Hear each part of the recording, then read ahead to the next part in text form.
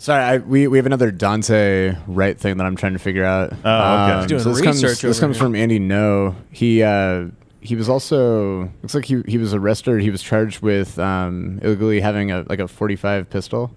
Skipped his court date. Yeah. Yep. So what do we have? We have aggravated robbery, we have disorderly conduct, and now we have an illegal firearm. Well, the drug charges that we don't like, right? Hey. Oh, this is the outstanding warrant? Yeah. Aiming for the 9 digits. I ain't talking about no phone number. Baby, wait just a minute. I ain't gonna play no longer. Baby, wait just a minute.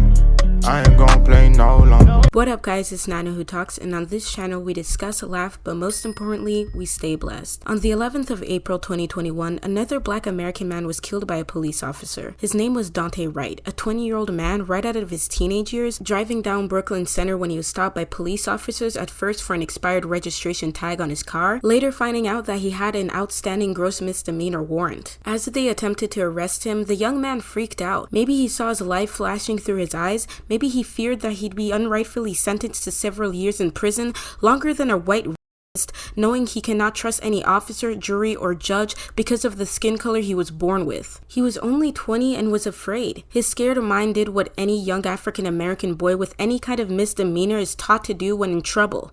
Run.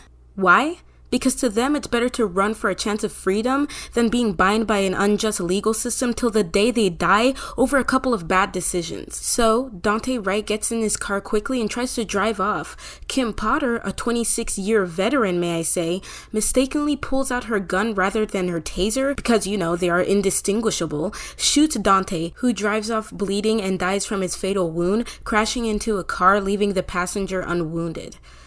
How does this happen? First of all, how the heck does this look like this? How does that even, it shouldn't even feel the same. One is like 20 times heavier. That's like not knowing whether you're holding a gecko or an iguana. Tasers and guns are purposely placed on different sides of the body so that officers may never mix up the two in the chance of taking someone's life. Plus, she's a 26-year vet. You had 26 years to know the difference between the two, and you're telling me you suddenly forgot? You're a cop. There is no room for such mistakes because your errors have life-threatening consequences. Imagine a surgeon who's been in the medical field for 26 years told you, "Oh, sorry, I was meant to remove your kidney. I accidentally took out your liver." First off, the patient's dead. It's a little too late to say, "Oops, did I do that?" Secondly, now you have to face the consequences of thinking you can just get away with this. And I don't want to hear anything about, "Oh, it's what he deserved," because there is no human that has the right to take the life of another like that. By that logic, if someone doesn't do every single thing a police officer demands, they have every right to shoot you? So if I say, "Mr. Cop, I wasn't speeding, why did you pull me over? Did I say you can talk, Kunta Kinte?" But of course there are exceptions where it's either you die or they die,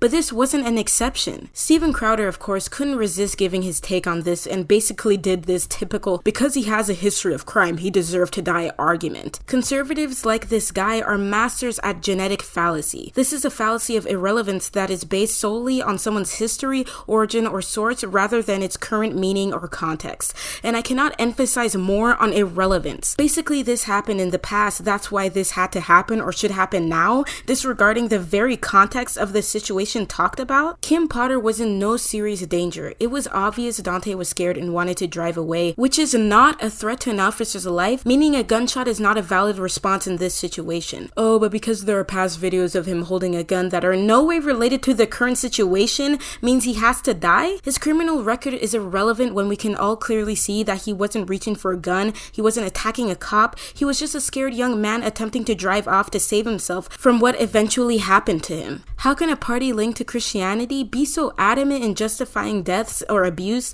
faced by people of color in the hands of law enforcement? Do I need to read you the 7th commandment? Oh, and if you say that God allows murderers to be sentenced to death, you can read Numbers chapter 35 verse 12. I seriously want to know how good it makes this guy feel to research for his next videos.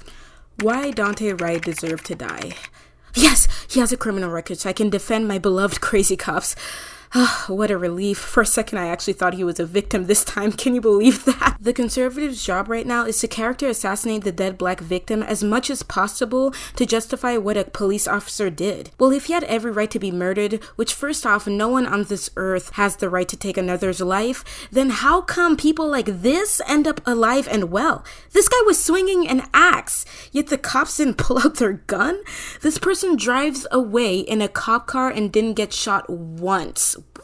What? Not that I want them to die, but there's a clear pattern here some people are missing. Like, what's the difference between this guy and this guy? Well, it's pretty obvious. What culture are we creating that is giving so much dangerous power to law enforcement? All they are meant to do is protect us, not boss us around like minions or provoke reactions out of us or bully us. There was a time where a cop's gun was the last thing they would draw. Now is the first thing they put their hands on. Why?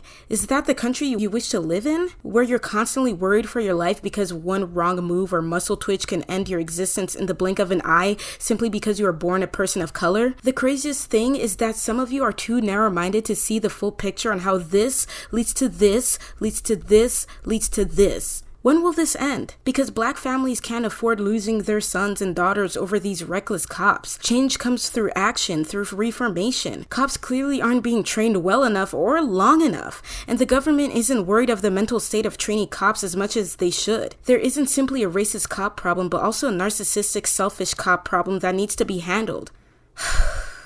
My question to people who are always against Black Lives Matter, and I'm talking to you, Steven Crowder, my question is, when does an accident become a behavior?